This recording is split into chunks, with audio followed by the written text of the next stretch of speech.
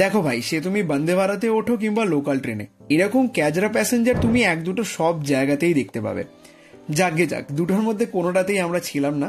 আমরা 3 ব্যান্ডমেটসরা মিলে রওনা দিয়েছিলাম ধানবাদের উদ্দেশ্যে শতাব্দী এক্সপ্রেসে করে। একদম সকাল 6:05 ট্রেন ছিল। চোখে ঢুলুঢুলু ঘুম নিয়ে পৌঁছে গেলাম ভেন্যুতে। আর জানো তো, এই প্রাইভেট শোগুলোতে অ্যারেঞ্জমেন্টের কিন্তু কোনো ত্রুটি থাকে না, অ্যান্ড আশা করি তোমরা সেটা ভেন্যুটা দেখে বুঝতেই পারছো। তো পৌঁছেই আগে ব্রেকফাস্ট করে নিয়েছিলাম, আর এতটাই খিদে পাচ্ছিল যে আলাদা করে তখন আর কোনো ফুটেজ নেওয়া হয়ে ওঠেনি। অ্যান্ড দেন ওখান থেকে আমরা আমাদের হোটেলের দিকে রওনা দিলাম। ঘুম তো খুবই পাচ্ছিল, বাট তোমরা যারা মিউজিশিয়ানরা এই ব্লগটা দেখছো তারা নিশ্চয়ই জানো যে শো এর আগে ওয়ার্ম আপটা কতটা জরুরি হয়। তো সেটাই শেষ করে চটপট সবাই রেডি হয়ে পড়লাম অ্যান্ড আবার বেরিয়ে গেলাম ভেন্যুর উদ্দেশ্যে, কারণ ওখানে গিয়ে আগে লাঞ্চ করতে হবে and then sound check. But as usual লাঞ্চটা তো হয়ে গেছিল টাইমে, বাট স্টেজের প্রিপারেশন কিন্তু তখনও বাকি ছিল।